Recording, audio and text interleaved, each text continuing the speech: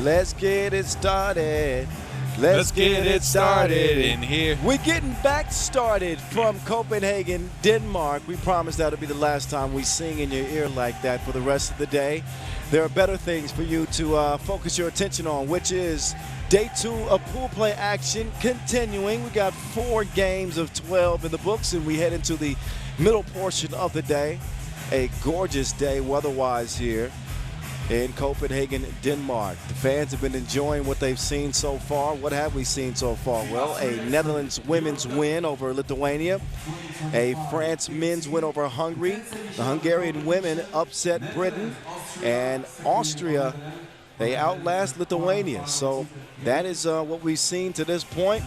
Netherlands can wrap up an undefeated pool play campaign if they can get through Austria, who we will see for the first time. The Austrian ladies still trying to find their footing at the Europe Cup stage. No medals to speak of, but the men do have a gold they're defending from last year. Anxious to see the young German squad, the men against Hungary. That's coming up immediately after this one. And then we'll have another entertainment break. So smooth sailing today, guys, it seems. Quite literally, as we took a boat here. That's true. Smooth ride over, fun games, perfect weather conditions. You couldn't ask for more. As a 3x3 fan here in this city, Zoe Slaughter, first out, leading the Netherlands to the floor again, who came out victorious against Lithuania. Not the most crisp performance from the Netherlands. It was a foul-heavy game for both teams, but capitalized on some Lithuanian mistakes late in that game and come out on top. Nortje Driesen, the world #1, is now joining her crew. Of course, the Dutch ladies won their first ever World Cup gold here in 2025. And the women's series leading scorer, Janice Boonstra, rounds out the Dutch 4. What do you want to see from them this time compared to game 1, boss? Look, I think they were very sharp in, getting to mismatches. Nortje was really good one-on-one going to the basket. What I would like to see is more two-pointers. They went 1 of 7 from range.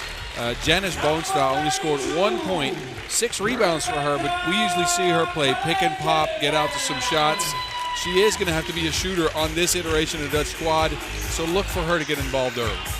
All right, take a look at Team Austria making their way to the court, making their 3rd Europe Cup appearance. They have improved year to year. Last season in Vienna, they finished 6th. They bring their core of the past several years back of Fuchs Robertson, Alexia Alish, coming in masked for this one. She looks dangerous. Yes. Rebecca Kalijilev, and an 18-year-old Sina Hollerer, who made us holler at the World Cup this year. She was balling. She was balling. She is 18 years old, unafraid, a gifted offensive player. I'm hoping she expands that here because she was a joy to watch. At just 18 years old, playing at the senior level, and has definitely earned her spot on this Austrian team. They're going to try to draw some inspiration from their men's win, which we saw just before the session break. But going up against arguably the best women's 3x3 squad in the game right now, with a couple of different faces. So maybe this iteration is or isn't best in the sport. I mean, look, the coach selected these players out of the same program. They practice against each other almost twice a day, every day. I don't think this team per se is a step down from the World Cup team at all. I actually like the additions here because it gives them a little bit more creation in the post with Zoe Slaughter. And Lotte van Kruijsten may be unproven at this level, but she is a very dangerous offensive player. When she puts her head down, she can get to the basket. On the Austrian side, Anja Fuchs-Robertson, how many roles has she played in 3x3? Well, scorer. Now she's primarily rebounder, screener. But, yeah, she's changed as the program has evolved. They've tried to find the right spot for her. And I can't tell you what her role would be on this iteration of the team. But I think they're going to rely on the outside shooting of Hollerer. I like the nice handshake that she and Alexia have put together. But Fuchs Robertson's the veteran. She and Kalejiev bring the most experience to the team. Alexia's, you know, she's no rookie for 3x3 either.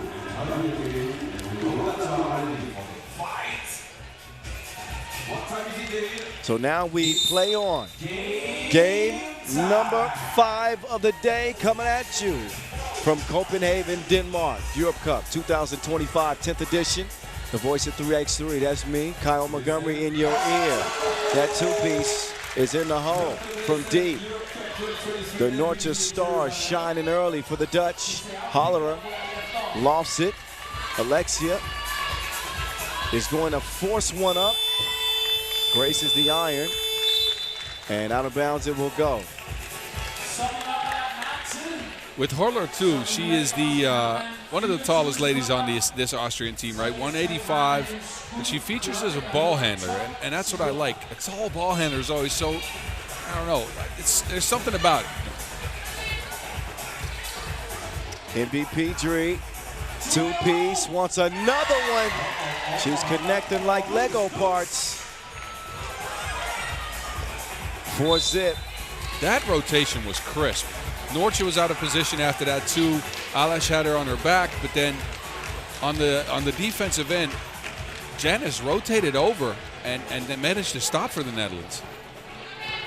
Here comes Fuchs Robertson. Sets the screen, hands it off. Holler can't hit it.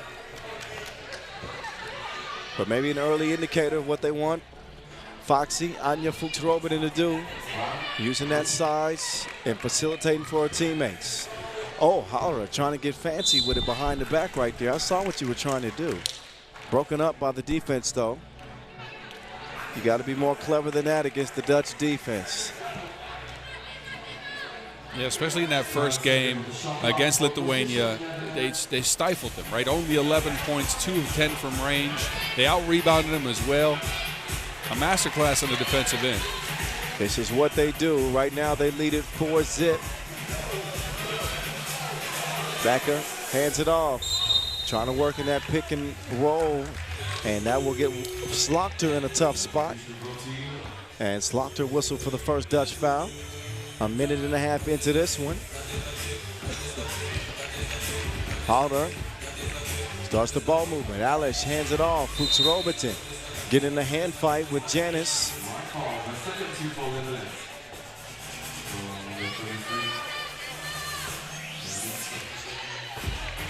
Fuchs Robertson, by the way, leads the Austrian team in international caps with 48. So she is the most tenured of their squad, and they will throw that possession away.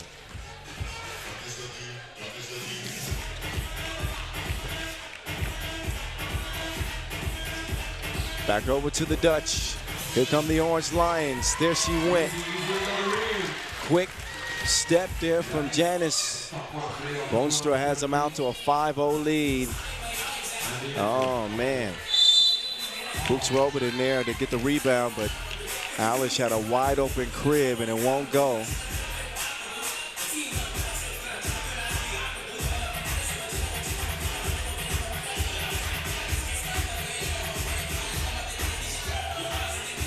Free throw will fall for Fuchs Robertson.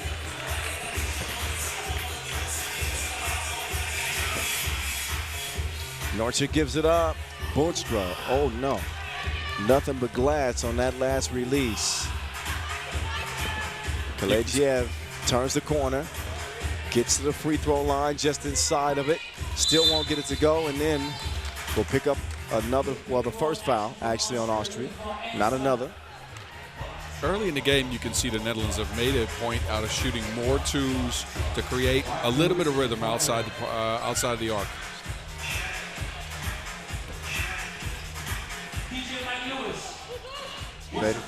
Paulstrom can't get that one to go. Slaughter stepping through a couple of defenders and converting on the inside. Cena ain't seeing nobody right now. Heaves it up and hits the iron. Netherlands trying to take advantage, assessing any areas of exploitation. Offensive rebound will give them another chance. Slaughter getting active on the inside. She's told no.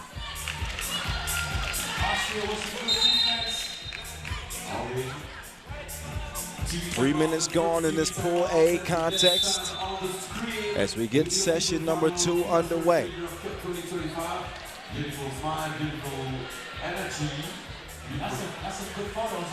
Both of these teams well coached. Of course, Maxime Kovacevic for the Netherlands and Diana Pikorusevic for Team Austria. Both former players, so they know what they're talking about, especially when you talk about Maxime with his 3x3 experience and what he did over the years.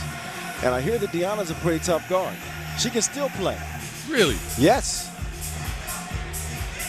I'm going to try to organize that one-on-one, see what's up. You want to be a part of that? Maybe.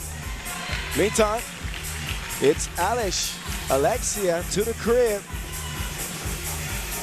Teresa, fast spin move, but no bucket. Holler. Ooh, with a special scoop. Underhand flip. A lot of times you'll see players also get a whistle because oftentimes that defender has contact with that motion up, but a clean layup. Check it out again. Look at the layup. Shout out for Lay. Meantime, no layup right there for Janice. Oh, whoa, that was a hell of a collision right there between Bonstra and Nalish. Janice makes her way to her feet. Alexia makes her way to the sideline. She'll get a rest. Dreesen getting a breather too. 6-3 contest, 6:14 on the game clock.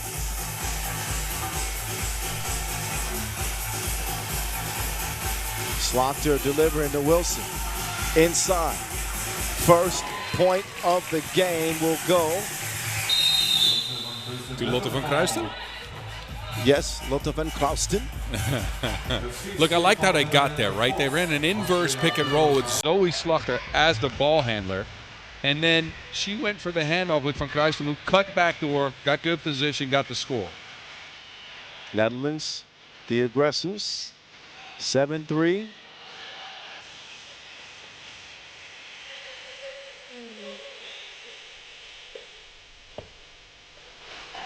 Alexia hands it. Holler. Two-woman game broken up. Janice snuffed that one out, and Dreesen goes down. Netherlands, again, kind of a foul-heavy game for them. 4 minutes in. Still a foul to give. That was Austria's fourth. Active hands from Hollerer. She'll go right. Holler with a miracle shot. Wow. Slaughter will answer right back quickly. She steals the thunder of Hollerer's magical make.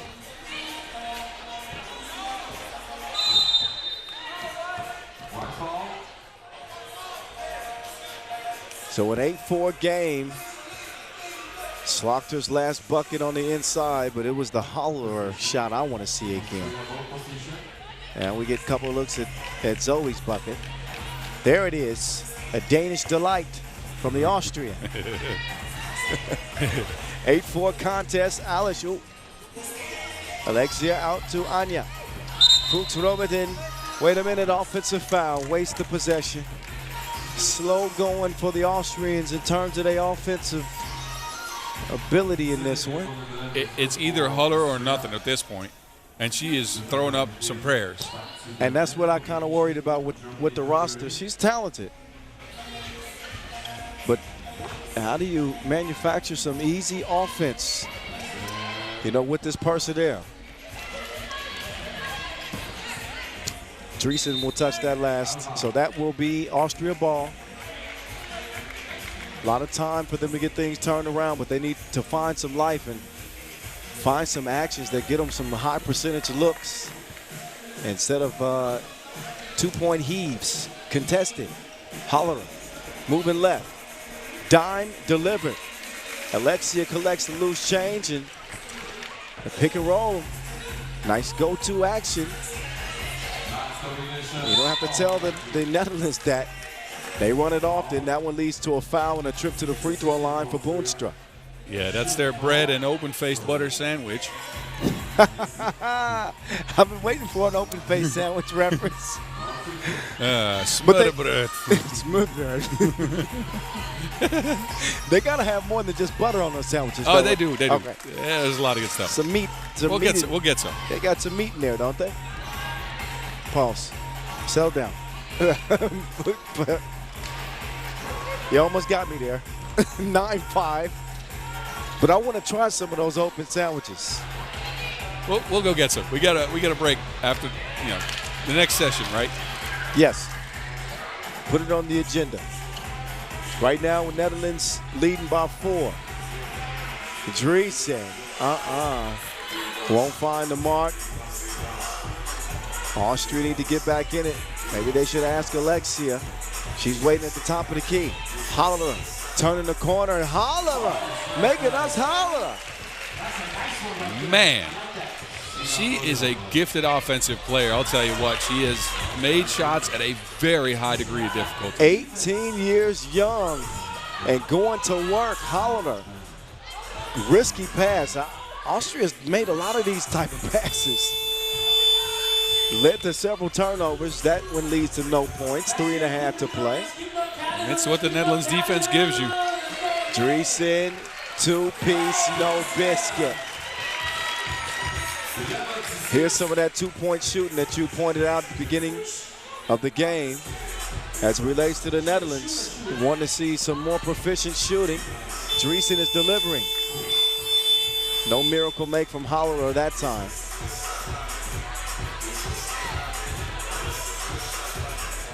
Pass makes its way out to Janice, and she can't land it. Nice hustle to save it. Entry pass to Boonstra. She'll get reset. Oh, then just took her eyes off of it. Loses the handle. Out to Fuchs Robertson. Fuchs Robertson, wait a minute. Contact on the left side of the floor as Ben Kraustrom hits the deck with Alexia. Both get up, they're okay. Man, nice Dutch section in here, Bonds. Look at all that orange up there in the stands. Yeah, I know. It's a lot of the parents and family from the players. I like it. I like those orange glasses. Whose dad is that? That's always there. Okay, that's a cool dad right there. He's got. That's a special glass. Mr. Slaughter. Well, Denmark, not too far away from the Netherlands, actually. What's that flight? Like an hour. Okay, yeah. You can drive even. Still the dedication. Yeah. Spending their Saturday enjoying some action, watching their family, and hopefully win a gold medal. We'll see. Day 2 of 3 here in Copenhagen. And 2:48 left on the game clock in this one. Austria have not shown a lot offensively, as they will now pick up their 8th point of the game, but they've done enough to hang around. Within 3 points at the moment. 2:43 and counting up to Zoe. Slaughter on the move. Denied by Alexia. 3-point defense. We want to hear that Netherlands fans. Netherlands fans, make some noise! Okay. Austria fans! 2:36 in a game that Netherlands has been in control of. Played better than the opener in that win over Lithuania, but still some things to sort out, it seems. As Hollerer just flips another one up and in. She got a future playing this game. Oh, yes. Her team is very much in it. MVP Drink, stop it. The Hezi in and out, step back 2-piece from the world number 2. I've been saying ranked number 1. My bad. Hollerer, oh, she can make the fancy ones, but not the basics. Then Kraustrom, no good. Van Kraustrom will try getting no. Couple of point-blank misses. The door is still very much open for Austria with 1:40 and count. Copenhagen, nowhere to go but up. 1:33 of the clock. Dreesen sees an easy bucket inside for Zoe. Good positioning. That was a mismatch for sure. Oh yeah, great seal. Now Zoe with some disciplined defense, as Alice will miss everything. Van Krautstrom getting pestered by Becky. Loose ball, slogged her, no. Does not get up in time, shot clock violation. Austria look like they want a timeout. They'll get it with 1:09 to go. And a 5-point lead feels a lot bigger than that in a game like this. But a 5-point deficit that Austria is facing and not a lot of time left. 69 seconds left. It's another one of those games where Austria is kind of in it until the end. They always seem to have this. They get enough scoring to kind of stick around and sort of be close, and always on the brink is Austria to me. Are you saying they got a chance? I mean, it's 3x3. We got plenty of possessions to go. That's true. 12-second shot clocks. That ball will change hands many times before the final horn in this one. And with Hollinger and her tough shot-making ability, maybe they can draw a little bit closer. Yes, sir. That's right. That's right. I love the energy. I love the energy. I love the move. Yes, all right. Back to it with Fuchs Robertson and Hollerer sharing the Wilson. Hollerer will use the screen, steps back and fires at will.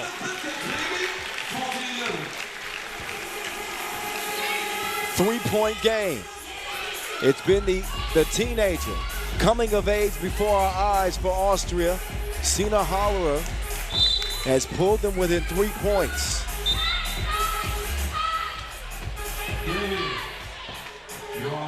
But they need some help. There's a look at that last two-piece. She has been the only one, for the most part, for the ladies in black. Who else has scored? I can't point to anyone. I think Alice has scored underneath. Possibly. Maybe. This is a gem of a game from Holler, really.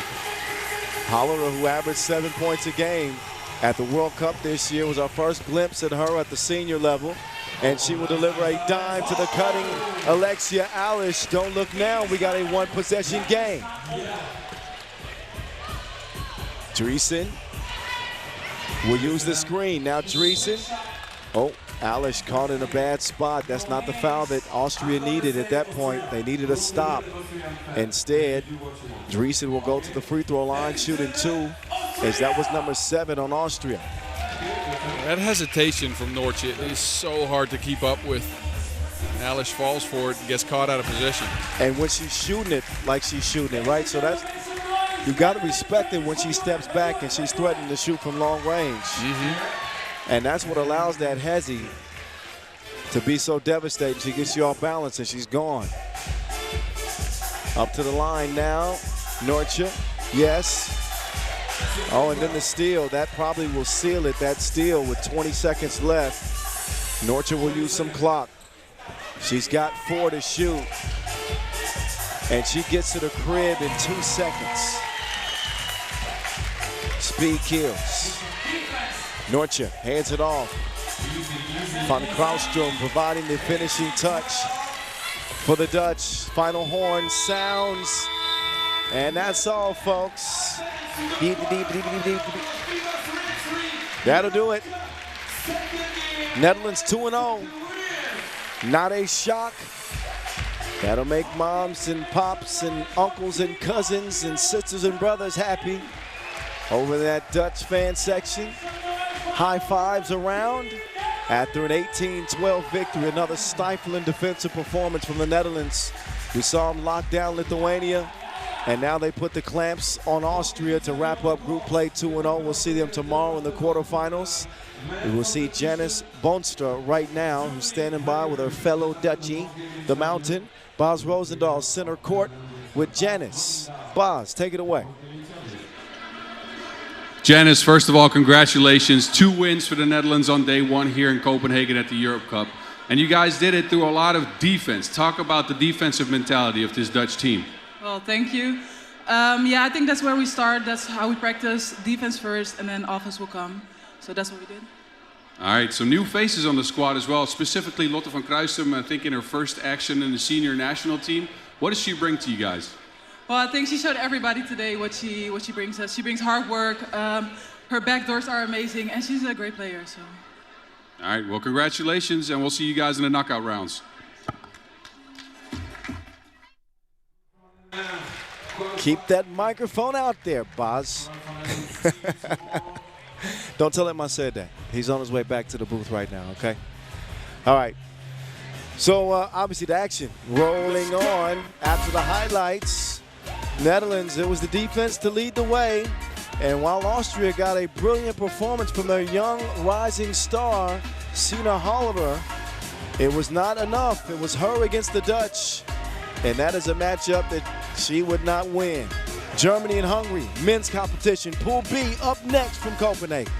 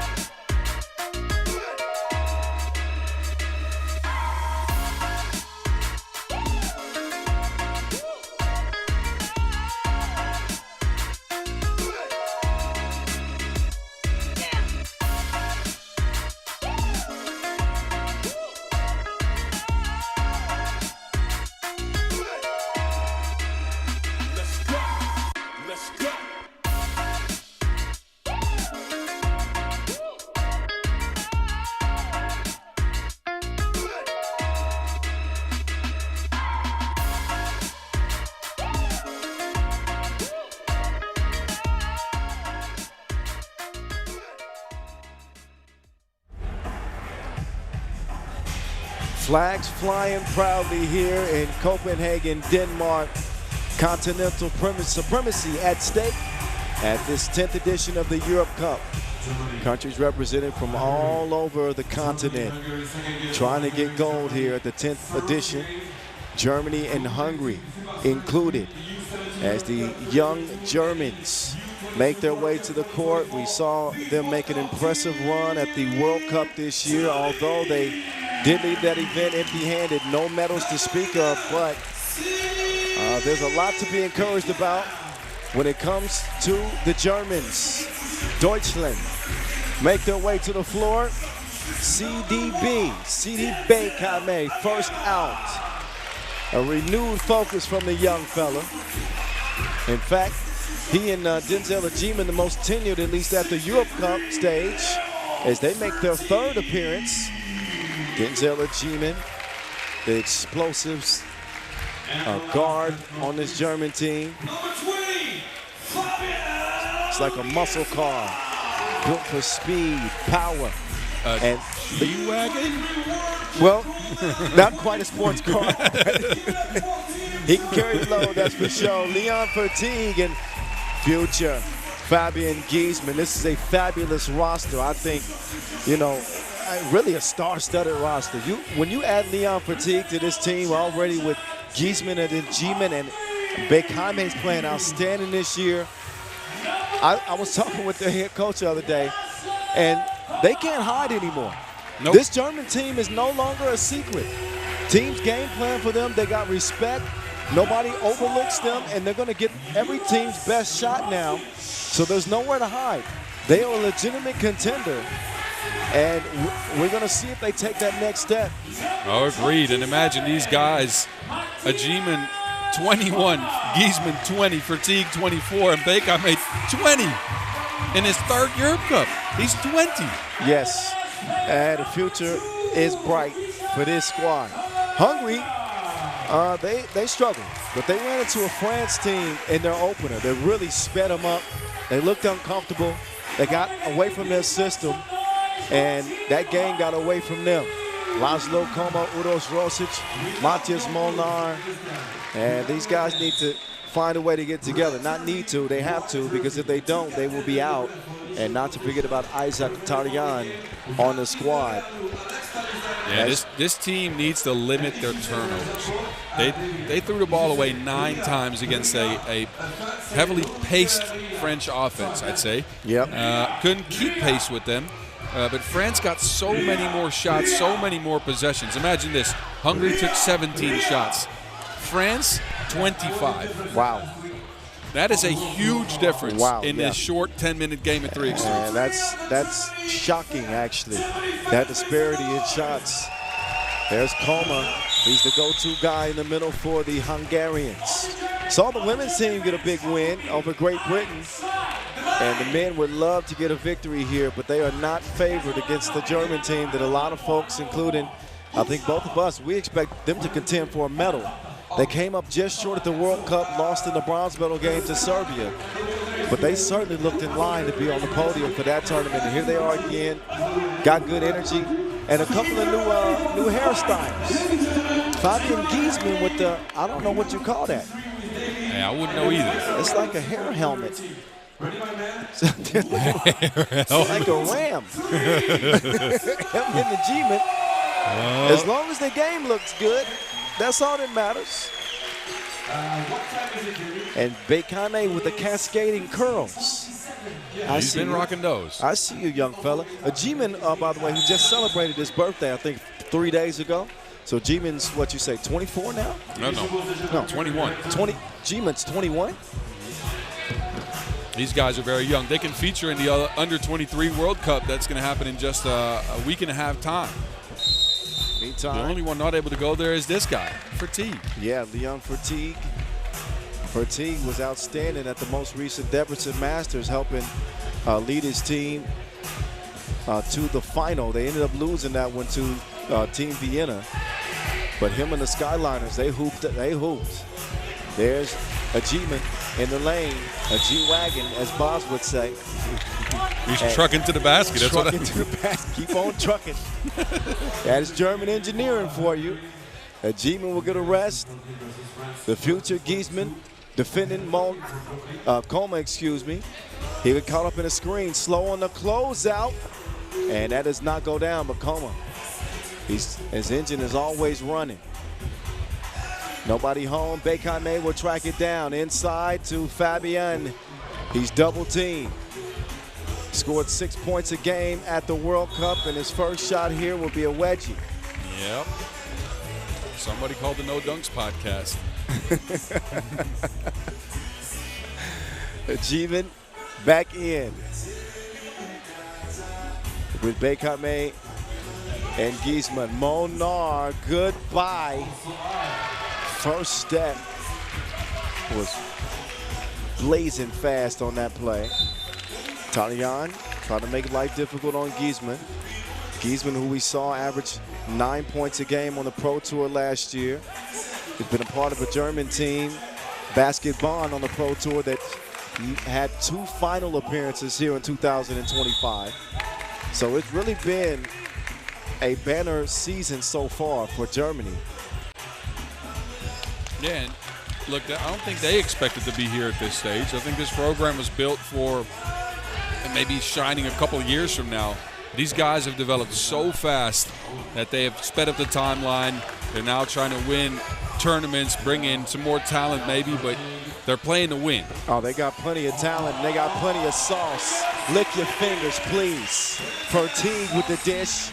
Germany lead it 2-1.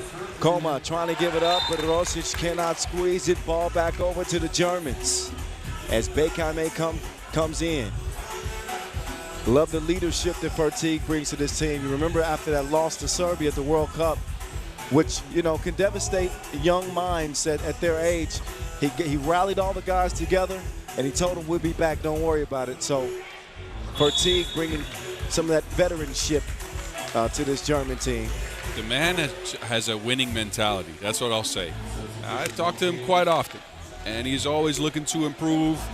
He's always talking about how losses hurt, but he wants to learn from them, and that's what he kind of instilled in his team, a sense of maturity. Yeah, well, he's done nothing but get better over the years, and Verteeg will cash in at the free throw stripe. No problems there as Germany lead it 3-1.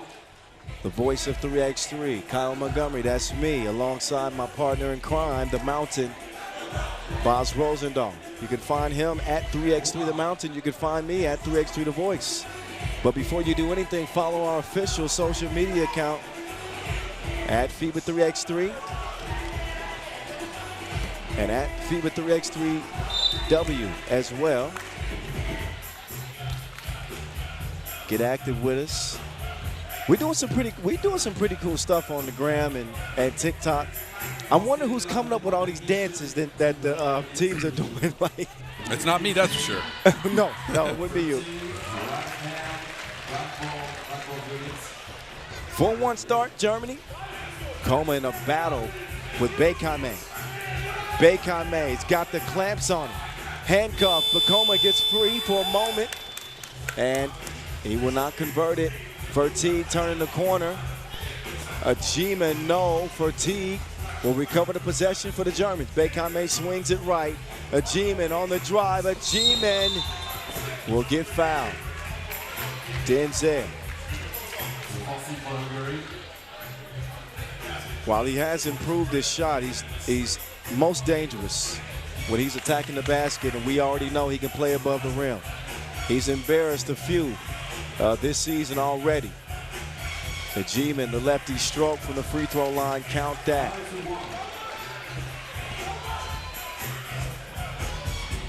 Giesman, high on the rebound.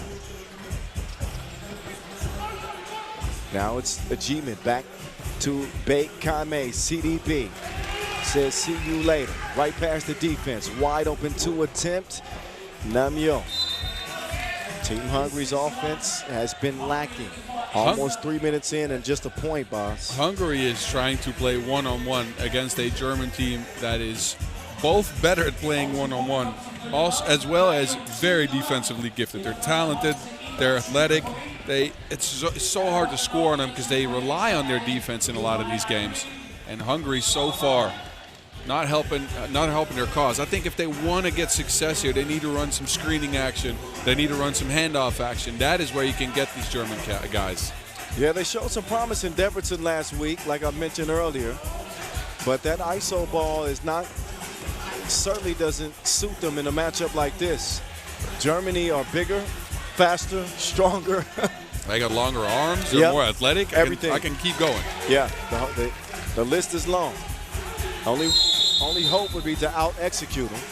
And like Boz mentioned, that has not happened so far. 6-1 start for Germany as we head into our first media timeout.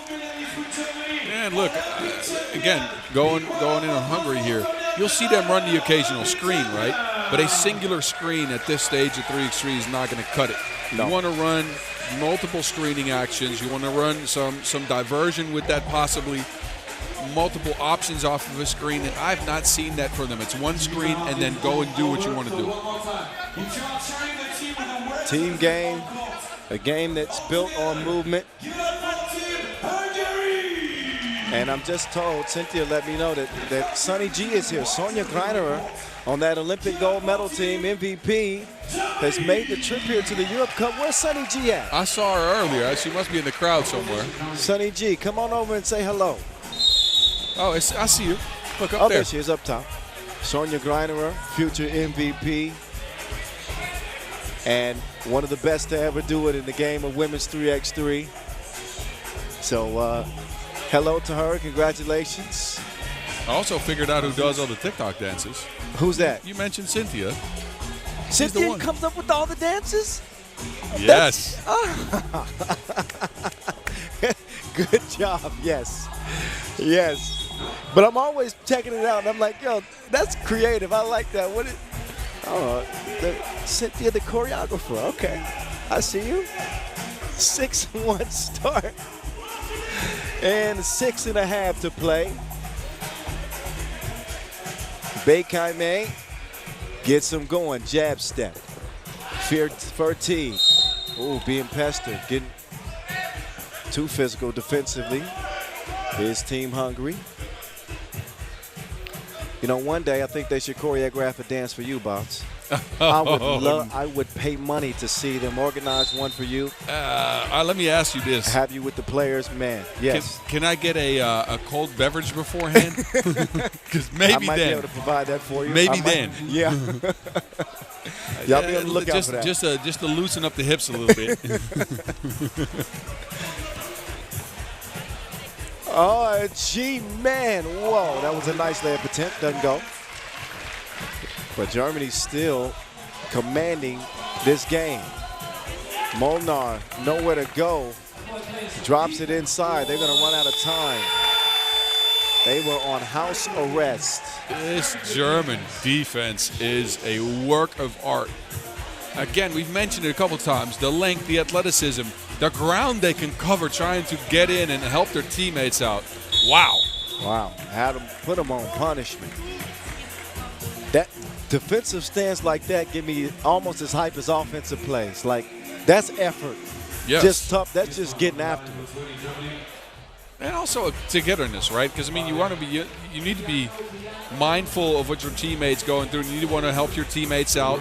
That leaves an open option. A third teammate has to start rotating over to cover that. And you have to continuously move. You have to be in great shape to play this style of defense, too. Well, Giesman will add to the offense of Germany. They have not been tested in this one at all. Rosic will let loose. Ricochets off the front iron. Fertig. Nope, no good.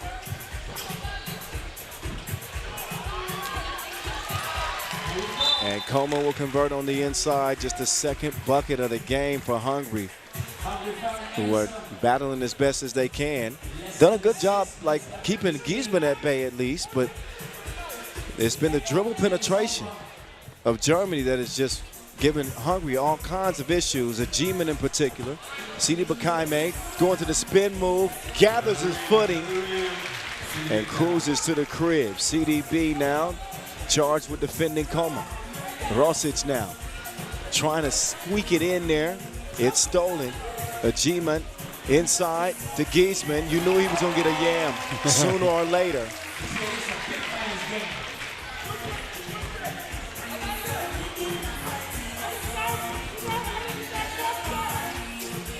Pull back two, no good. Ajiman working from the left wing by himself. It's Giesman. Jump hook, Namio. Rosic, now he wants to feed his big. Never mind, he wants to keep it himself. Molnar, changing direction quickly. He cannot get rid of Giesman. Oh, how did he make that bucket? Did you see the look on Giesman's face? He couldn't believe it.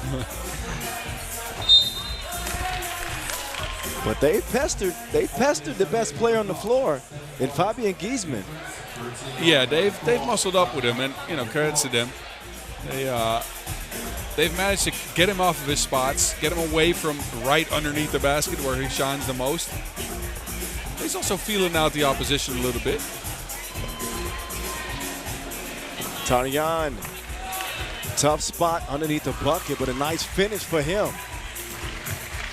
6-point advantage for the Germans. Down low to Giesman, and he will draw the foul.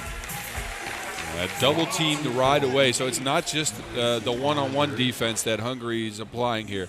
Look at him. He catches the ball. Rosic shades over right away. There's two guys contesting the shot. Now, of course, now it leads to a foul, but still, it's a lot of effort stopping one player. Yeah, Giesman, Bakayme, and Ajiman all returned from last year's Europe Cup squad that finished 10th, losing both of their pool play games. I can tell you right now, this is not the same team as it was a year ago. 11-4 Germany. Tarjan, spin move, kicks it out. Coleman, two-piece, no. Just in and out. The future with the rock in hand. Giesman now on the attack. Giesman, no good. Has had some close range misses. Yeah, stuff he will usually hit through the contact, and he's not been able to get him to go down. Well, you see Fertig quickly coming over to help empower Giesman. A couple of punches to the chest. I don't know what he said in German, but I'm sure it was something positive. Well, he's telling him to get to his spots probably and keep his head up after a couple of misses that in his best form would probably have been makes. Germany, who got here at the Slovakia qualifier, bring their A squad to this competition. Again, in search of their first Europe Cup title. They won U18 World Cup gold and U23 World Cup gold, but never a European title. No titles, in fact, at the senior level for the German men. CDB can track it down, but saved to the wrong color jerseys, and Fertig is called for the foul there. Well, no titles at the senior national level, but they are also barely considered seniors. So exactly, right.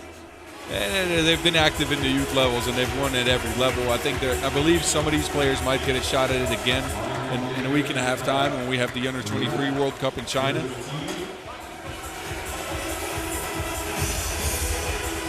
.336 in this Pool B contest. It has been a one-sided affair. It has been all Germany all the time. But if the Hungarians can get some twos to fall and get some energy going, maybe they get a chance late to make a game of this. There was a foul called on that last two-point shot, so a couple of free throws coming up. I mean, a two would help. These free throws help as well. Germany's inching closer to the bonus. And look, we've talked a lot about Germany being ahead in this game. It's their defense that has really shown, right? Their offense has been a bit stagnant. It's not been the greatest offensive game for them. They've gotten to the rack. They've not been able to knock down twos. And they're missing some easy shots under the basket, which now kind of leaves the door open. Yeah.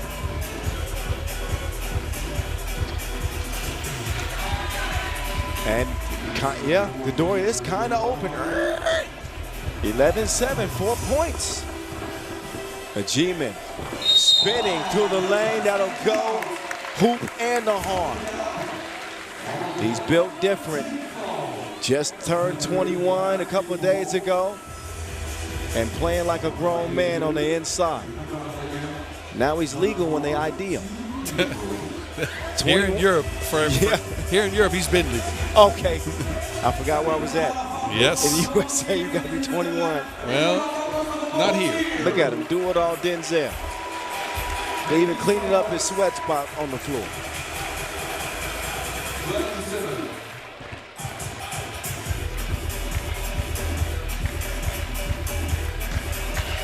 Denzel good at the stripe.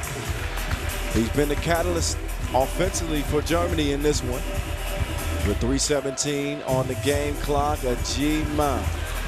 It's a G thing from the line, easy for him. Coma elevates.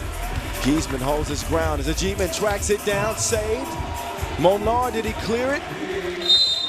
And they want to challenge it. That was the question. I couldn't see from this angle at all. I got to see a replay to have any opinion on that one. I couldn't see it from that angle. Referees will get a closer look at this. Now, let me remind you guys, footage has to be deemed extremely clear, 100% clear. If not, call can't be overturned. Call on the floor is that the point stands, and it looks like he's got a foot out. Does he lift the other foot? Ooh, I think so. I think it turns, but it looks like he turns on his toe. No, I think he doesn't have it there. Look when he gets possession. He doesn't have possession yet. So I think that basket is going to be wiped away. It might be. Yeah. One ball in one hand is control.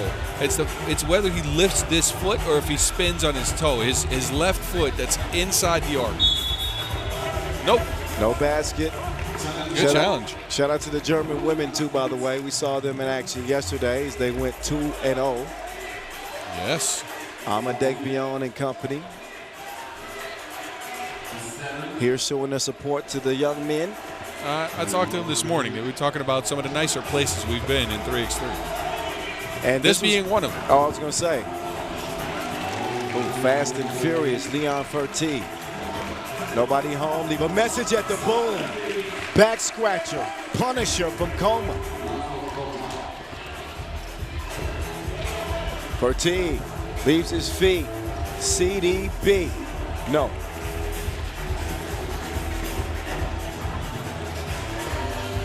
Coma will give it up. Molnar steps back. 2-ball on the way.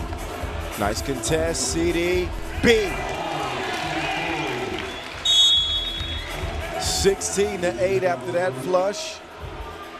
If it will count, because I think that we're going to get a challenge ball clearing challenge here, so the highlight might not stand.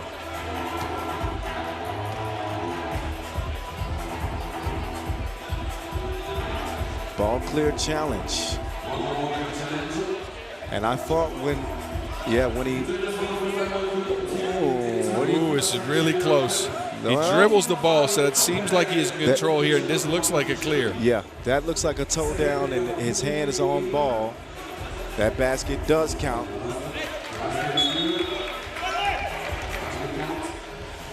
So a successful flush from CD Beekheim.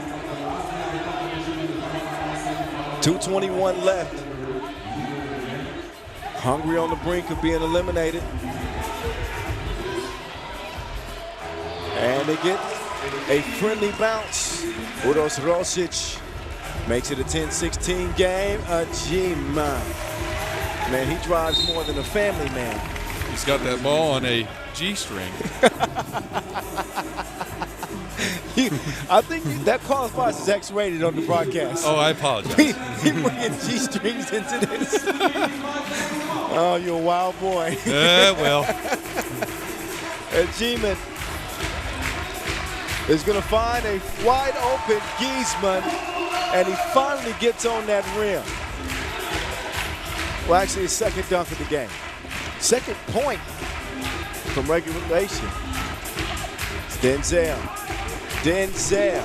Misses, but CD can't get his back. Oh, it's creative. Arion flips it backwards over his head. Yeah, creative score. And now Giesman is asserting himself offensively. Oh, look at Molnar creatively crafting his way through defenders. For Hungary's 12th point. Oh, they're going to leave Denzel.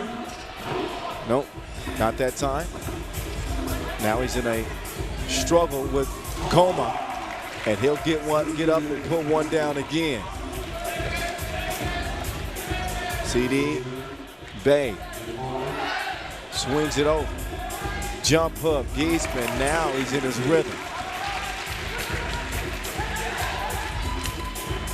Molnar, no.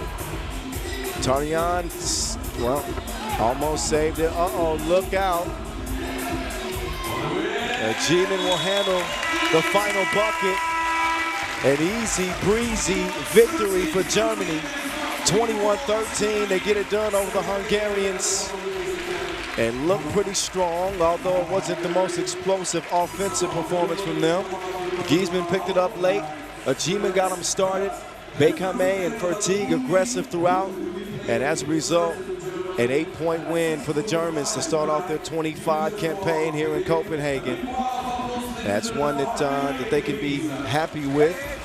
And of course, we're going to see what they're really made of against France. That's later on today in the last session. That will decide who takes the 1 seed out of the group. The way they've played defense here, that is going to be a heavyweight clash. Fun game to watch. That's circled on the calendar. I wonder if France continue with that, that game plan of using speed and, pushing the pace. And if Germany can match that. Hungary, no match for this German squad to start off the action. Hungary is now done. And all to be decided in this group is who gets the 1 seed and the 2 seed. So that'll make things easier at the end of the day. Enjoy the highlights from this one as we will get a quick break for entertainment. Next check ball set for 4 p.m. local time. That's 10 minutes. Like I told you yesterday, don't leave your screen. We got eyeballs on you. And we'll send Boz after you. Right, Boz? Huh? Okay, see? He didn't get the cue.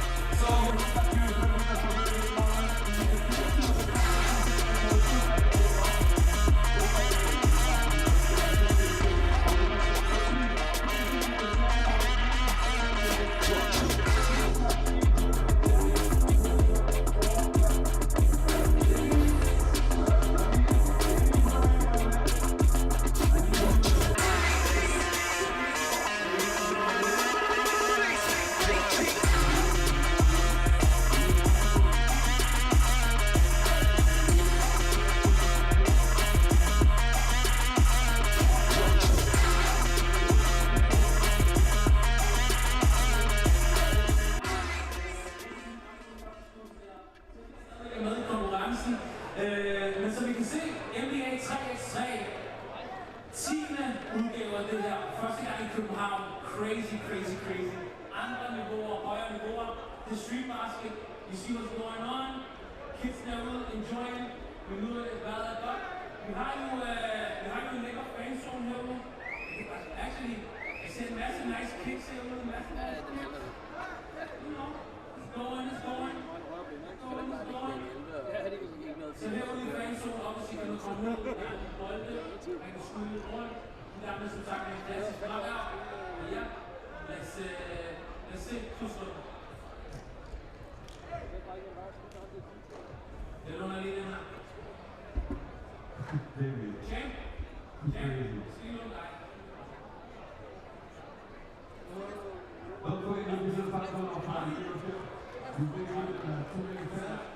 Du kan spille den her bold på din fingre. Taber den. Et forsøg. Hvis du taber den, så er det 10 omdrejninger, det er stort. Come on now. Ja, there we go. Drop it, give me 10. Drop it, give me 10, buddy. Drop it, give me 10. There you go. We getting in shape out here, baby. And I'm not gonna throw. I'm gonna spin. Hvis du kan spille den, lad os sige 5 sekunder op til den. Taber den. Ja. Sig op, buddy, on my way. Kom der, men vi kommer i form herude i dag. Det er godt, drengene. Det ser godt ud. Er du andre ude på? Alright, come on now. Next man up. 5 sekunder på fingeren. Ja, men bare der. Det er ikke på første forsøg. Jeg så skal spille. Ja. Tæt på. Next up. Så er vi herude i fanzone. Vi skal give den her mini Wilson 3x3 ball. Er vi med? Prøv i gang med. You know what, champ? Jeg synes, du var den bedste. Hvad hedder? Leopold, tillykke med det. 3x3 champion. Alright, let's move along. Så ja, vi er herude i fanzonen. Selvfølgelig udover en masse lækker basketball og konkurrencer og så videre, så har vi også en kæmpe food court. Der er simpelthen madboder hele vejen ned af Ophelia-plads, så vi kan se, vejret er dejligt, vejret er fantastisk, stemningen er god. Og folkene har det bare dejligt. Altså, hvad er bedre i København, hvor solen skinner, der er god musik og der er street basket. Hey. Jeg har ikke brug for mere. Følg med en gang her. Og selvfølgelig, så sker der jo lidt aktiviteter herude. Og vi har jo GoPro er i huset. Og jeg tænker jo sådan, I ved godt, den her, den er ikke på hver dag. Det kan stadigvæk noget, den her føler jeg, ikke? Skal vi se her, op under bog. Det gjorde vi, men det gjorde vi. Så vi er oppe under på. Yes. Let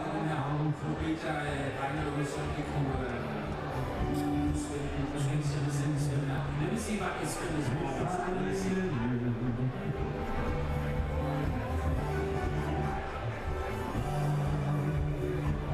Alright, I was on your day.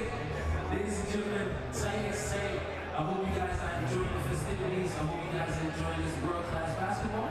And yeah, let me jump back to the main court. And I'll see you guys in a minute. Thank you. Come, my man, because I need you on the floor for the next game between Spain and Britain. I hope that you are ready for the next game. Do we have some Spanish fans?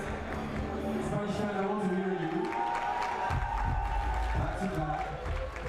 Fans for Great Britain, I want to hear you. The action rolls on. Pool C. Here's how things stand. Hungary, yes, Hungary, with that win over Britain, currently atop the group, but of course we haven't seen Spain yet until now. Here they come, the reigning European champions come in loaded and with plenty of momentum. The most recent Women's Series winners.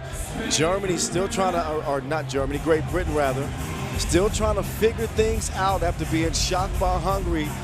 And I'm sure Boz is going to break it down with his analytical brilliance. But it's pretty simple for me, Boz. Stop the ISO ball. Yes. Get a system and put it to work here against Spain, who plays system 3x3, I think, better than any other women's organization. I'd put them up against the Netherlands, but close, one and one, yeah. I'd say. But it helps if you're playing ISO ball, because I don't think you can change your offensive approach in a game. Yep. That your ace, Sydney Wallace, does better than 0 for 5 from range. Oh, wow. Yep. Because, I mean, all the other statistics, they did well in rebounding. They didn't turn the ball over, but their shooting percentages, especially from 2, were just not great, and that's why they lost that game. Maybe our announcer jinxed her. I hyped her up before the game. I still stand on what I said. She's an electric offensive player.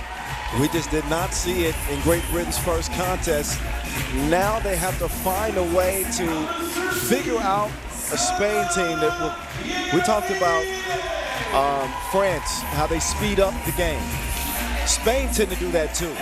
With the guard play, with scary Sandra Iguedavide, the future Hall of Famer and Olympic silver medalist. They bring back the exact Olympic silver medal team that got it done in Paris last year.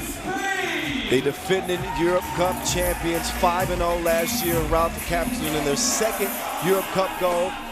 Same 4, plenty of momentum, coming off Debrecen. Their 3rd Women's Series tournament win of the pro season this year. They are rolling. Yeah, and to me it comes down, especially with this iteration of Spain, to they have one of the best multifaceted offensive players in the game. She's grown from, I'd say, a role player into that role. It's Vega Jimeno, because she can shoot, she can create for others as well, and if she finds a mismatch, she will punish you under the basket as well. So anywhere that on the court that she's at, she's very dangerous, and she makes this team go. That's the next. She always brings that next level to these events as well. Yep. Jimeno, 7.5 points a game on the Women's Series this year to go with 4 rebounds. Excuse me. Per. We need some water around here, don't we? Oh, thank you. No, your lips been on that. I don't know. Well, you just hold on to that, okay? Yes, I will. I'll get you a different You enjoy water. that one. But if my voice leaves, you just take over the broadcast. Okay, I will. Deal? Okay. Yeah. All right. So this is the squad. If Spain are to win a gold here, I know I'm getting ahead of myself. We got a lot of 3x3 in front of us, but if they happen to win a gold at this event, that would become the most decorated women's 3x3 nation at this event all time. All time. Yep, 5 medals so far, 2 gold. Yep. Compared to the 5 for the Netherlands and France as well. France for now at 3 gold. Right. Netherlands at 1. Yep. So there's some shuffling to be There's done some here. shuffling to be done, but obviously France would have to not medal Yes. for Spain to get that, but 2 silvers for Spain as well.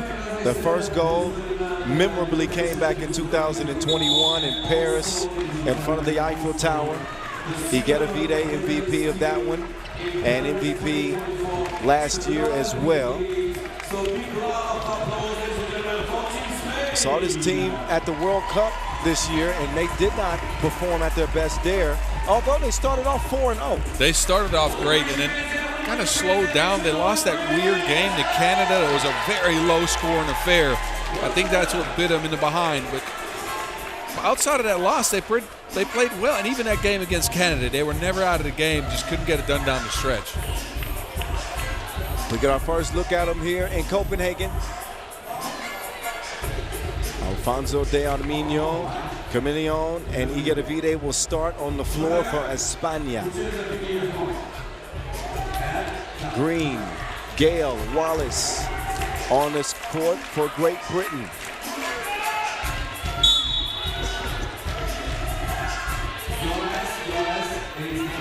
And we are underway.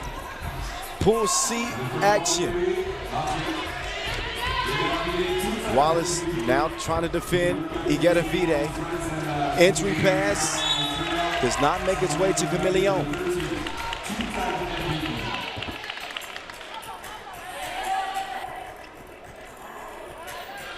Up top, Wallace trying to put game one behind him and get to work in this one. Gale with two of the best on-ball defenders in women's 3x3 putting the clamps on her, although there's a foul call. But Gracia and Camillion, a big part of Spain's success since them joining the team. I would say that this is a Spain dynasty we're looking at. Oh, yeah. Yeah. Hey, even dating back to the days of Paulo Palomares and way back, Atena Cuevas. Yes. They've been around the top of 3x3 for almost since the start. Yeah, for a long time. But, you know, we've seen in different generations, different dynasties. Meantime, it's Jimeno. No good from Vega. Gale. Gotta watch that cookie. Around Camillion, active hands, pokes it away. 9 seconds left for Great Britain to get a shot up. We're gonna see if it's a quality shot or not. 9 seconds on the shot clock. Ricards putting on the burners. Getting past Alonso de Arminio. Vega decides to give it up. Camillion. Oh, contorting shot. What a make. Gracia converts it. Plus the foul, chance at a 2-point play coming up. Gracia is one of those unsung heroes, right? We've talked about Iger Davide, we've talked about Jimeno, but Gracia Alonso always seems to be at the right place at the right time for some reason. She's one of those players that you always want on your team. Good defender, can get you offense in spurts, but mostly when it matters most. I think, you know, when it comes to personnel and chemistry and connectiveness, Spain exemplify what that's about. These are players that star in their roles, right? And, you know, when you look at Gracia, she's a capable offensive player, as is Camillion. But they're really brought for their defense and rebounding, while Jimeno and Iger Davide, the two potent offensive players, do stuff like that. Well, she didn't connect that time, but you get what I mean. I think construction-wise, if you want to build a 3x3 team, Spain has all the ingredients because of the things you just said, right? Yeah. Shot going up, but also off the rim. Wallace still searching. Jumper has been offline. One more time, we love your music, Mike Lewis, we love you. A big round of applause for teacher Mike Lewis. Sandy almost throws it away. Camillion out to Sandy. And a blue foul. Great Britain did find themselves in foul trouble in their opener against Hungary.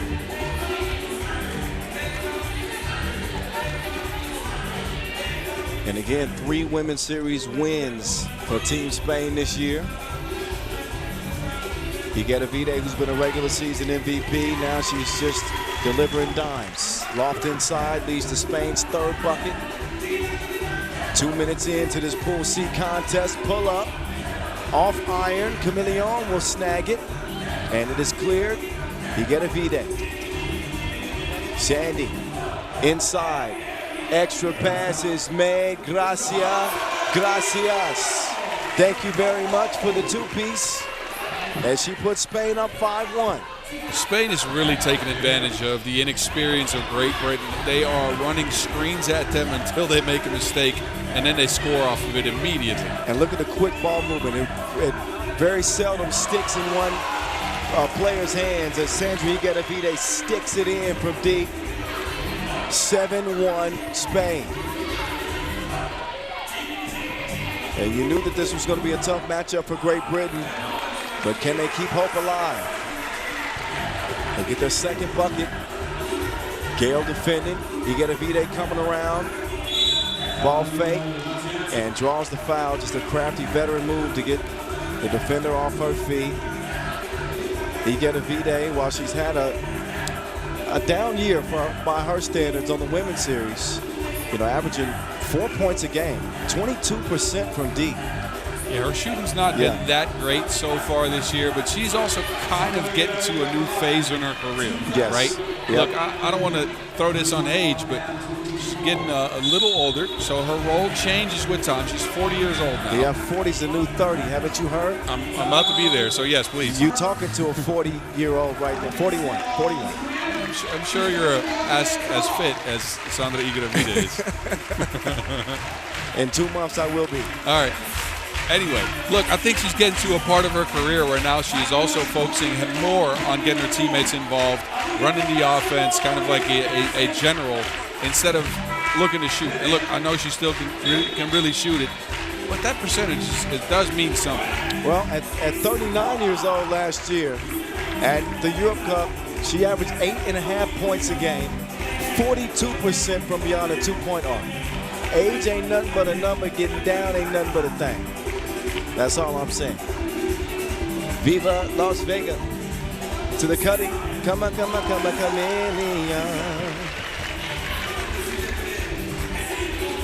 9-2, Wallace, one-legged fadeaway. And nothing is working right now for Sydney Wallace. Just a question, darling. What is the next game? The next game between 7-point lead for Spain. Threatening to end this one before the limit if it continues at this pace.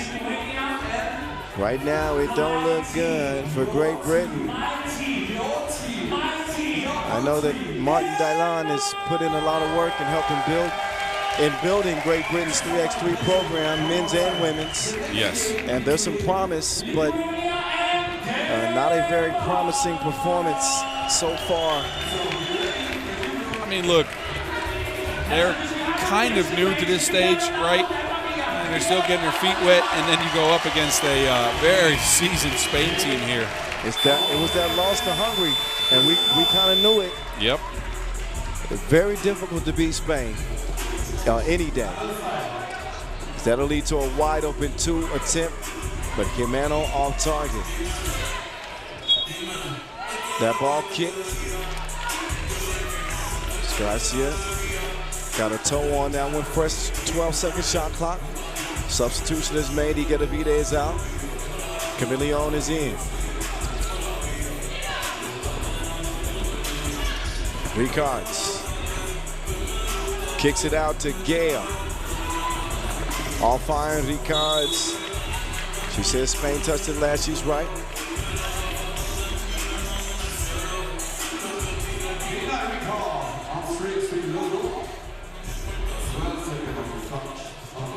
Ricards waiting for a screen from Green. Chameleon with the defense. Jab step from Gale. Nice move. Gale to the rim. Now Gale in trouble. What a steal from Jimeno. That transition was so quick. It took Spain 2 seconds to get 3 passes in a bucket. Completely unfazed. Always focus on the next play. Gale steps through. No bucket. Green there to clean up the mess. 10-5 though. Spain not feeling the threat yet. Chameleon lines up a 2-ball. It'll ricochet out of bounds as we reach the midway point of this 10-minute sprint.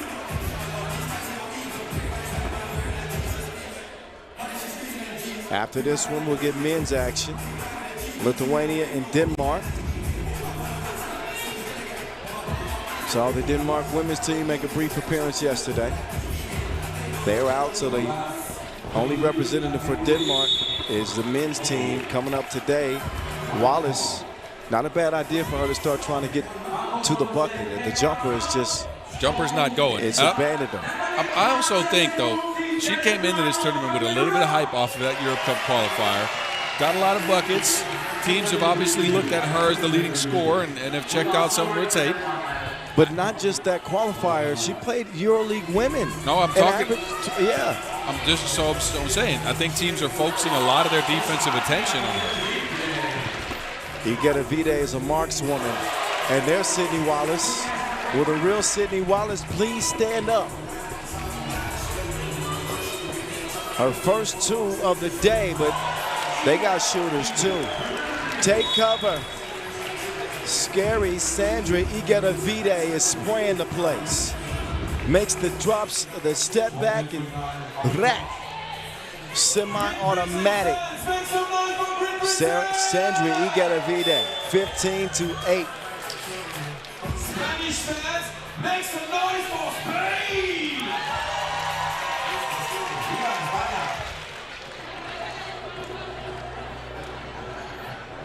4:29 still left in this one, but Spain 6 points away, and Sandra Igeta Vide is on a straight heater. Yeah, we talked about that 2-point percentage, but she is. That might have been the reverse announcer's jinx. I think she performs best at the Europe Cup. I mean, she was unbelievable last year, but you think back to that first Europe Cup gold again in Paris, where she also got MVP. I mean, she takes her game to levels that few players can match. And I don't care about the age. I agree. And the standard of excellence this Spain team has been able to put forth over the last few years, going back to the Olympics, the women's series, they rarely lose tournaments. Yeah. It is very rare to not see them in a final. Well, I think now, because remember the roller coaster ride where Spain had a string of just bad luck. Missing on the OQTs for the Tokyo games, that was devastating for them. You losing, at the buzzer at the Europe Cup in previous editions. And it seemed like they were, I don't know, snake bitten, had some kind of curse because they just could not get it done. And ever since then, things have certainly turned around for Spain. No, agreed. And I think if you go into the women's series and if you look at the winning percentages, right, the games won, they might not play the most tournaments, but I think their winning percentage as far as games is up there, probably with the Netherlands, maybe France, although France hasn't done that well this year.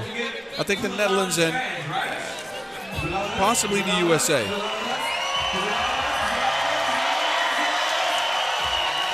This crowd is getting loud. Nice turnout for day 2, final day of group play. As I mentioned, we got our 2 MCs keeping it lit in here. That's Vincent Royer and DJ David J.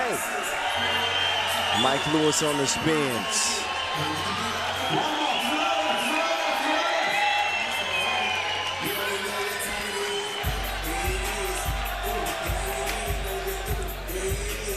So there's a score correction.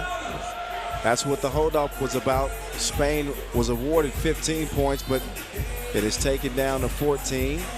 Still a sizable advantage for España with 4:29 to go.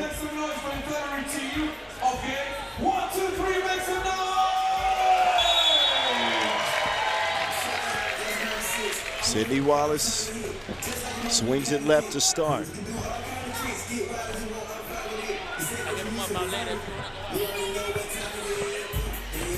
Chameleon looking for Vega. They'll get it to the hot hand. Oh, what an unselfish pass and play. That counts for sure. Up before the horn. Now you get a V-Day trying to make Wallace give it up. She does, but only 4 seconds to shoot for Gail. Gail, wait a minute, that's a double dribble by Racine. That was just kind of glitched.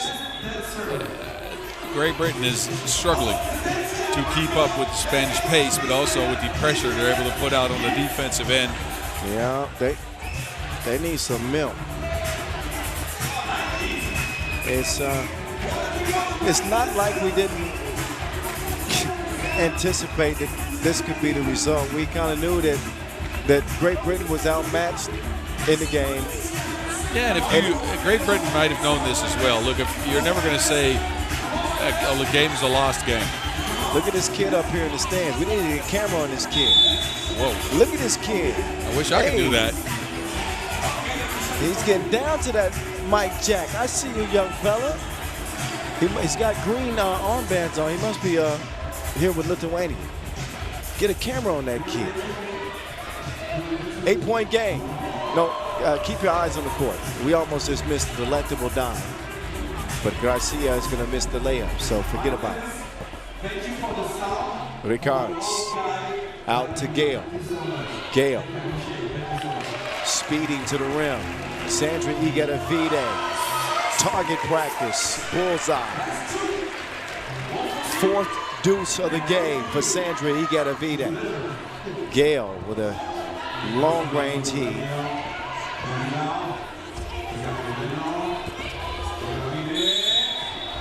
Offensive foul call. Jimeno the culprit there. But Spain having no issues whatsoever with the Brits.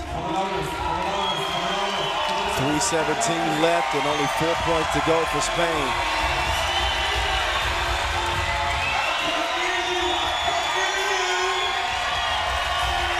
Green decides to take the long one.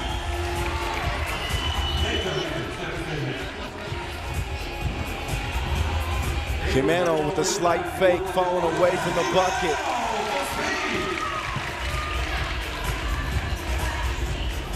(18-8).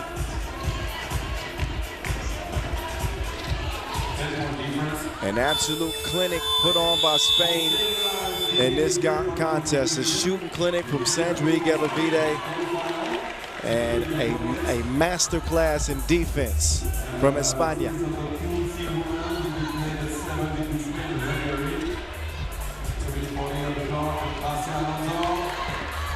Off the miss. I'll take that. You take this.